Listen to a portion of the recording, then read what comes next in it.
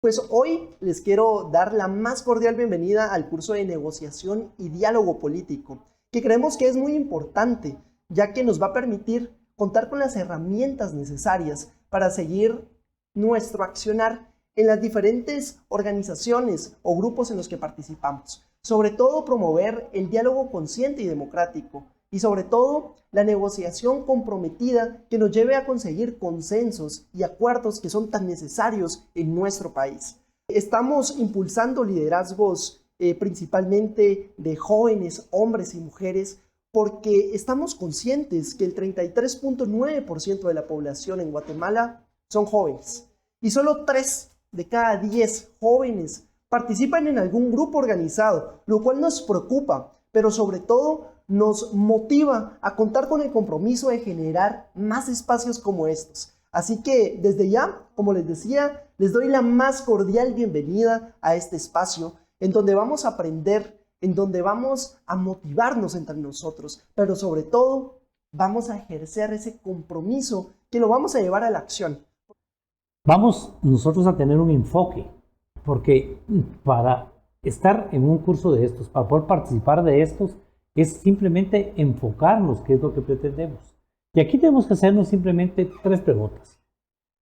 ¿Cómo logramos un acuerdo? Porque en un curso de negociación, en un curso de prevención de conflictos, negociación y diálogo, la única meta es llegar a acuerdos.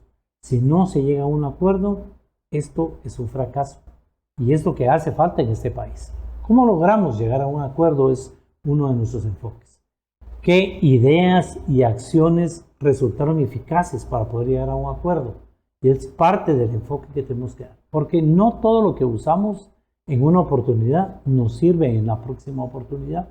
Y ahí es donde tenemos que ver si lo que Romeo les puso en práctica, lo que Lorena les puso en práctica, a la hora de revisarlo, qué fue lo que más fue útil para poder negociar y cuál de esa negociación logró que llegáramos a un acuerdo.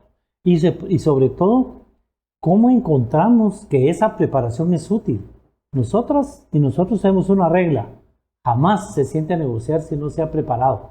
Y te vamos a tratar como enfoque de demostrarles lo útil de estar preparados. ¿Cómo medimos el éxito en una negociación? Aquí tendríamos que hacernos una pregunta personal. ¿Cómo es que medimos nosotros el éxito? O nosotras. ¿Cómo mide usted el éxito? Porque podemos hacernos 1000 preguntas de cómo medimos el éxito. Porque lo que para mí es exitoso no necesariamente es exitoso para Lorena y para Romeo. Y aquí hay algunas preguntas que podemos observar y que podemos hacernos de cuál es la diferencia y cómo medimos el éxito. Hay quienes miden el éxito con la pregunta ¿quién ha concedido más? Y en ese tema nosotros no nos gusta basarnos, porque no se trata de conceder. Mantenemos la teoría que todo aquello que se concede, tarde o temprano se vuelve a buscar. Uno cede, concede, y lo que debe de ceder o conceder no debe tocar sus intereses. Hay personas que salen muy contentas de una negociación porque dicen, la hice llegar más allá de su límite. Y no se trata de romper ese tipo de esquemas y de salir triunfantes porque tenía 10 y yo logré vendérselo en 12. Y tenía planeado llegar hasta aquí y yo la mantuve 1 hora más. Pero hay gente que sí mide el éxito de esa manera, ir más allá de lo que la última persona esperaba, del límite de la última persona. Pero hay quienes, y nos pasa mucho en este país, creen que alcanzar el éxito es solo evitar un conflicto. Lo que sucede cuando evitamos un conflicto es que solo lo detenemos por un momento, pero ese conflicto va a surgir después porque no hemos solucionado el problema.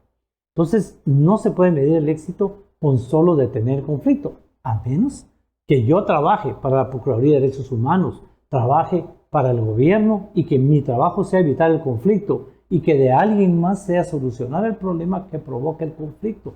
De lo contrario, el conflicto va a estar ahí, surgiendo y resurgiendo. Pero cómo medir el éxito va a depender la mayor parte de las veces de cuál es nuestra meta y cuál es el objetivo para el que nos sentamos a esta negociación. Porque lograr un acuerdo no es necesariamente el éxito en una negociación. Porque yo puedo llegar a un acuerdo con Romeo puedo llegar a un acuerdo con Lorena, puedo llegar a un acuerdo con la otra parte, pero en ese acuerdo la otra parte no tiene satisfechas todas sus necesidades y ese acuerdo se va a romper tarde o temprano. Y lo vemos en cada momento. Cuando se llega a un acuerdo y al poco tiempo la gente está nuevamente protestando, tapando calles, saliendo a manifestar, etcétera, etcétera, porque el acuerdo no llenó esas satisfacciones. ¿Qué hacemos para medir nosotros el éxito? Hace muchos años, alguien llamado Pareto inventó lo que se llama la frontera de Pareto. La frontera de Pareto se usa para muchos temas en particular. Creo que para el que menos se usa es para lo que lo usamos nosotros y es para medir los niveles de satisfacción en una negociación. ¿En qué consiste la frontera del Pareto? Y lo podemos observar en esta imagen que aparece en pantalla. De un lado, en la parte de abajo, vamos a encontrar las unidades de satisfacción de B, es decir, de una de las partes que está sentada en la mesa de negociación. Mientras más satisfecha se sienta esta persona, más largo va a ir el punto en la frontera del Pareto.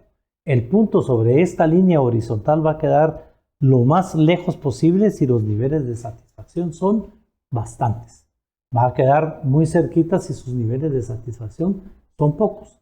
Cuando la persona se siente satisfecha es cuando la persona decide parar de negociar porque cree en ese momento que alcanzó el éxito en su negociación. La línea que va hacia arriba, la línea vertical, son los niveles de satisfacción, lo que llamamos en la frontera de Pareto, las unidades de satisfacción de la parte A, de la otra parte. Estamos midiendo los niveles de satisfacción de A y los de B. Los niveles de satisfacción de A van a ir subiendo conforme se vaya sintiendo cada vez más satisfecha la persona. De manera que va a haber un momento en que pare el punto de la línea horizontal y pare el punto de la línea vertical, que son los dos niveles de satisfacción.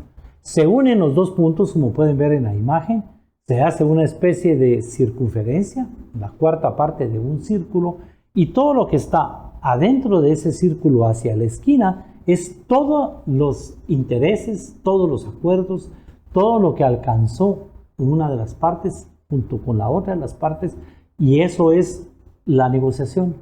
Pero lo que a mí me gusta que observen es todo lo que está afuera del círculo. Todo lo que está afuera del círculo es todo lo que se desperdició. Muchas veces uno queda satisfecho con una negociación cuando pudo haber conseguido más. Parte de este método es estar midiendo a través de los ejercicios, a través de las encuestas que vamos a hacer entre los propios alumnos y alumnas, a través de la metodología, a través de la revisión que van a hacer Romeo y Lorena, a través de ponerlo todo en práctica, cómo nuestros niveles de satisfacción cada vez son más altos o más largos para que la frontera del Pareto quede más lejos del punto principal, de manera que mientras menos quede afuera del círculo, la negociación es mucho más exitosa, aunque hayamos alcanzado el éxito para el que nos enviaron hace ratos, pero conseguimos mucho más de lo que esperábamos.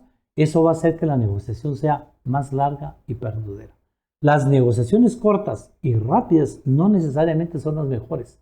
A veces las negociaciones, mientras más se tarde, mientras más juguemos con los 7 elementos de la negociación, que es básicamente en lo que está basado el curso, más vamos a lograr y más larga va a ser la negociación. Y mientras más larga sea la negociación, menos conflictos vamos a tener, más acuerdos vamos a alcanzar y más contentas y contentos vamos a vivir.